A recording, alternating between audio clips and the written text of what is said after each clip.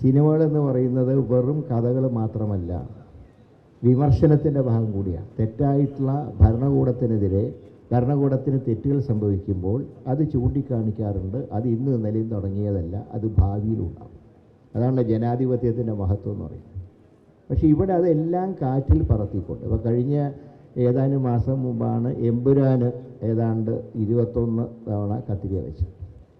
അത് റിലീസ് ചെയ്തതിന് ശേഷം, ഒരു സിനിമ റിലീസ് ചെയ്തതിന് ശേഷം കത്തി വയ്ക്കുന്ന ആദ്യത്തെ ഏർപ്പാടാണ്. ഇവിടെയാണെങ്കിൽ സിനിമയുടെ തുടക്കത്തിൽ തന്നെ കത്തി വെച്ചിരിക്കും.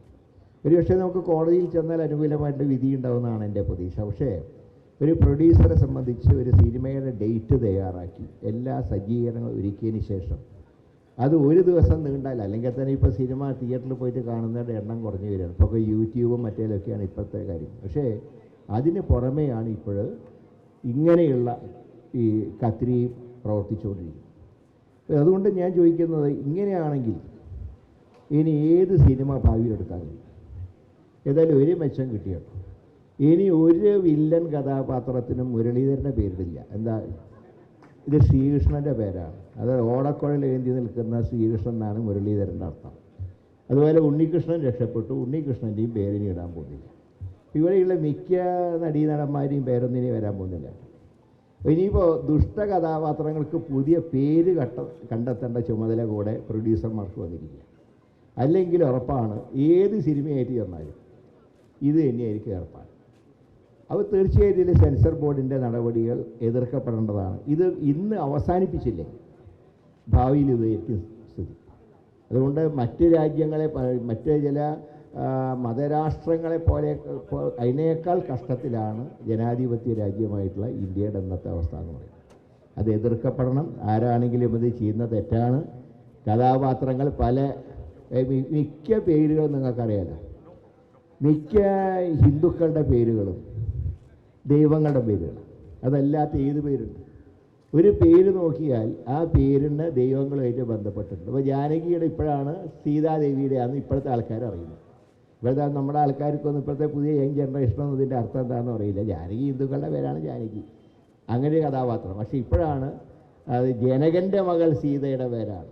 അതുകൊണ്ട് അങ്ങനെയുള്ള കഥാപാത്രങ്ങൾ ഇനി സൽസ്വഭാവികളായിട്ട് മാത്രമേ സിനിമയിൽ അവതരിപ്പിക്കാവൂ എന്ന് പറഞ്ഞാൽ ദൈവം സഹായിച്ച് ഒരു സിനിമയും ഇനി എടുക്കാൻ കഴിയാത്ത അവസ്ഥയാണ്. എല്ലാവരും നല്ല കഥാപാത്രങ്ങളാണെങ്കിൽ പിന്നെ സിനിമയ്ക്ക് വല്ല അർത്ഥമുണ്ട്. സിനിമയിലെ ജീവിതം പോലെ തന്നെയാണ്, നല്ലവരും കാണും ദുഷ്ടന്മാരും കാണും. അതാണല്ലോ സിനിമയിൽ അവതരിപ്പിക്കുന്നത്. മനുഷ്യൻ്റെ ജീവിതമല്ലേ സിനിമ എന്ന് പറയുന്നത്. അല്ലെങ്കിൽ നമുക്ക് വല്ല പുരാണം എടുക്കേണ്ടി വരും. പഴയകാലത്ത് പുരാണം അത് തന്നെ ഇപ്പോൾ ഇഷ്ടം പോലെയുണ്ട്. പുരാണങ്ങൾ തന്നെ രാമായണം മറ്റേ മഹാഭാരതമൊക്കെ എടുത്തതിൻ്റെ മേലെ ഇപ്പോഴും എടുത്തുകൊണ്ടിരിക്കുക. ഇപ്പോൾ അത് കാണാനും വലിയ തിരക്കില്ല. പഴയ കാലത്തെ സിനിമകൾക്കുള്ള മാർക്കറ്റ് ഇപ്പോഴില്ല. ഇപ്പോൾ യങ് ജനറേഷനിൽ അവരുടെ ഒരു അഭിരുചിക്കനുസരിച്ച് നമ്മൾ മാറണ്ടേ. അപ്പോൾ അതുകൊണ്ട് ഈ പ്രതിഷേധ കൂട്ടായ്മ വളരെ സ്വാഗതാർഹമാണ്.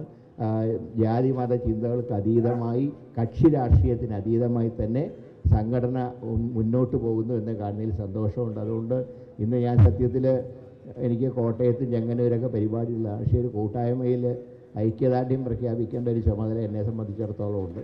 അതുകൊണ്ടാണ് ഞാൻ വന്നത്. നമ്മളെല്ലാവരും ഒരുമിച്ച് നിൽക്കണം. ആവിഷ്കാര സ്വാതന്ത്ര്യം നിങ്ങളുടെ ചുമതലയാണ്. സമൂഹത്തിലെ തെറ്റ്, ഞാൻ ഉൾപ്പെടെയുള്ള തെറ്റുകൾ ചൂണ്ടിക്കാണിക്കേണ്ടത് നിങ്ങൾ സിനിമയിലൂടെയാണ്. അപ്പോൾ അതുകൊണ്ട് തന്നെ എങ്കിലും നമ്മൾ തെറ്റ് തിരുത്താൻ കഴിയും. ഒരു ഭരണകർത്താവിനെ സംബന്ധിച്ച് എപ്പോഴും മുഖസ്തുതി മാത്രം കേട്ടാൽ, അത് മുഖസ്തുതി പറയുന്നൊരു കാര്യമുണ്ട് കേട്ടോ. നമുക്കൊരു കഷ്ടകാലം വന്നാൽ പിന്നെ പരിസരത്തൊന്നും കാണില്ല, അത് കാര്യം വേറെ. പക്ഷേ എങ്കിലും ഈ മുഖസ്തുതി മാത്രം കേട്ടാൽ ഏതൊരു മനുഷ്യനും ചീത്തയായിപ്പോവും. അപ്പോൾ ഇടയ്ക്ക് നല്ലൊരു വിമർശനം കേൾക്കുമ്പോൾ അത് ശരിയാണ്, ഞാൻ തിരുത്തപ്പെടേണ്ടതാണ് എന്നുള്ളൊരു ബോധ്യം നമുക്കുണ്ടാകും.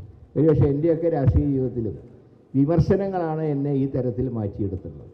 കാരണം അന്നേ എല്ലാവരും പുകഴ്ത്തി പറഞ്ഞിരുന്നെങ്കിൽ ഒന്നിനും കൊള്ളാത്തൊരു വ്യക്തിത്വമായിട്ട് ഞാൻ മാറുകയായിരുന്നു. അതുകൊണ്ട് വിമർശനം വേണം, മാന്യമായിട്ടുള്ള വിമർശനം വേണം. അത് ഭാവിയിലും ഉണ്ടാവണം.